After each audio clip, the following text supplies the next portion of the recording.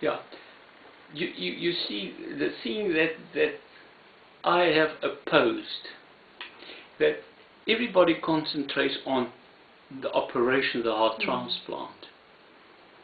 But that was 1/10 of the thing. There was a progression of developments that over years or decades that slowly but surely made it possible for us to do a heart transplant. Firstly, and I think in the book I make it clear, the development of the heart-lung machine. Secondly, the work they've done on kidney immunology and rejection due to kidney transplants. And then at the end, the heart transplant was, we did cardiac surgery reasonably well. We knew what to do, and we only, as you read, did a kidney transplant just to get the feel of rejection, all that. And then we planned it. And then we had a tremendous team of people that people never hear about anymore. Like Professor Valschrier of cardiology, brilliant. We had Chris's #1 assistant, Rodney Hewitson. We had an anaesthetist in Ozinski, and many other specialties. And that I thought was the greatest of Chris, that he saw the need of a team that could deal with any type of problem. But the surgery was actually a minor part. Anybody could have done the surgery. The surgery was nothing. To Chris's credit is that he organized it well. He got it in position and organized well. My role was very small, because I'd just come back from America. And Chris gave me a job because nobody else wanted to give me a job. And I was a surgeon in the unit, but basically very junior, and I was just at the operation on the donor.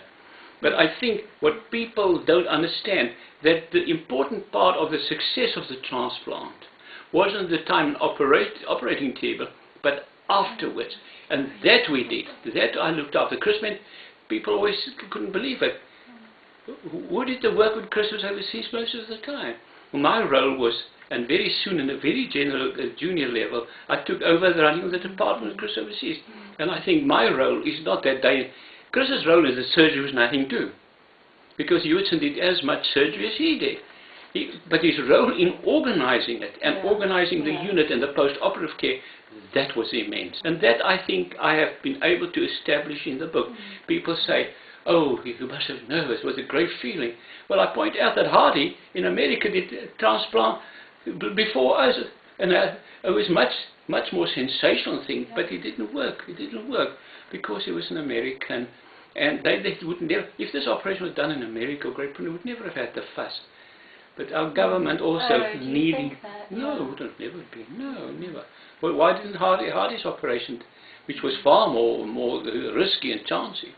So that is really that I try and do in the book about the heart transplant, to show that it was a combination of previous developments, the heart-lung machine, transplantation, and then the improvement and anesthetics, understanding of immunology, rejection and things like that, that brought it to a success. And Chris was like the orchestra conductor, but he couldn't have an orchestra without the violinist or the person who played the.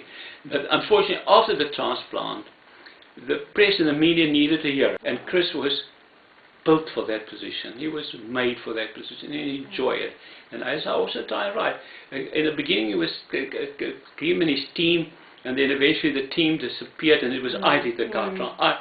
And I thought, well, I think I did write it down. I said, do you think Chris was the only person who was in the operation? He pushed us all out for his own glory.